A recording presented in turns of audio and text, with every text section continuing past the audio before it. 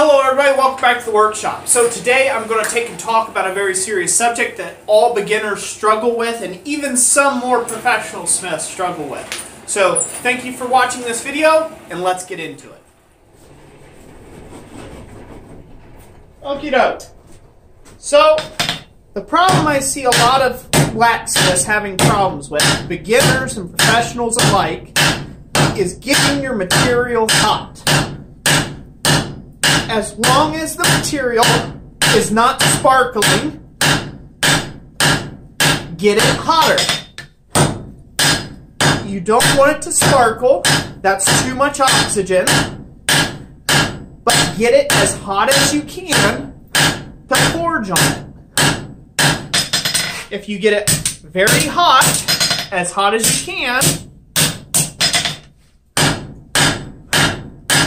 you can forge very efficiently, very quickly, with proper stance and good posture, good hammer form.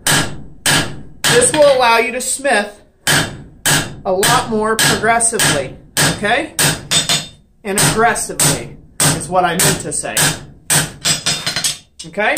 This is one of the biggest problems that I see beginners struggle with. And a lot of people struggle with this, but that's okay.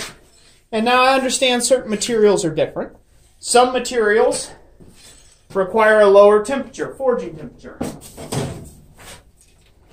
But that's not the majority. So you can bring even high carbon steels up to a high forging temperature and forge out the blade or piece of steel, billet, whatever you want to do. You can bring it up to a high welding heat and keep it at that heat. Forge on it as long as you watch the amount of heats you take at that high temperature. Otherwise, it does things like it does decarburization on higher carbon tool steels. But when it comes to mild steel or any of the lower carbon series steels, get it hot, hit it hard. That's kind of the mentality that you need to take. So I'm going to get this thing good and hot again. I wanted you to take note of when I stuck it back in the fire, of how cold it was. It was still quite hot, even to the camera. It was still quite hot. That's about the ideal temperature. You want to stick it back in the fire. There's no point in working on cold material.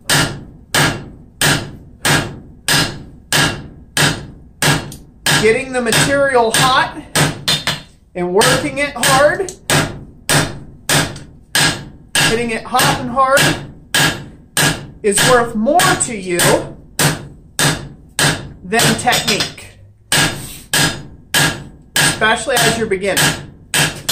So I see, guys, you asked about drawing out tong rings.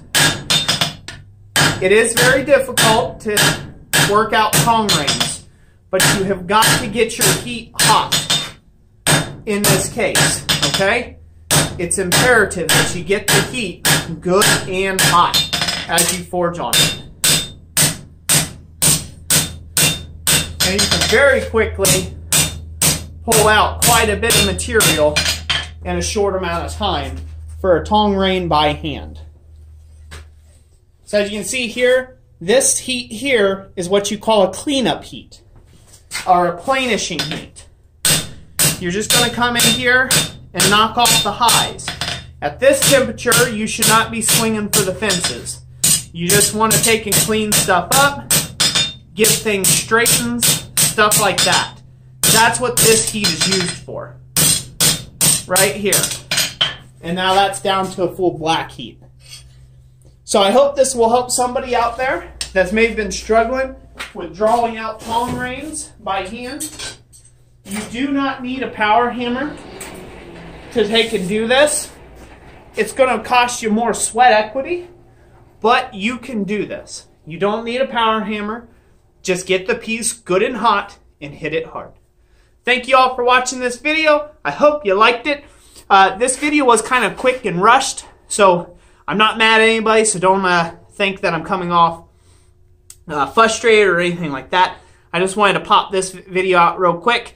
I had another video intended for today, but I had some mess ups with the camera and stuff, so I had to just kind of redo this video real quick. So I hope you guys found some information here that you like. Let me know what you think in the comment section down below. Like I always say, God bless you, and we'll catch you on the next one.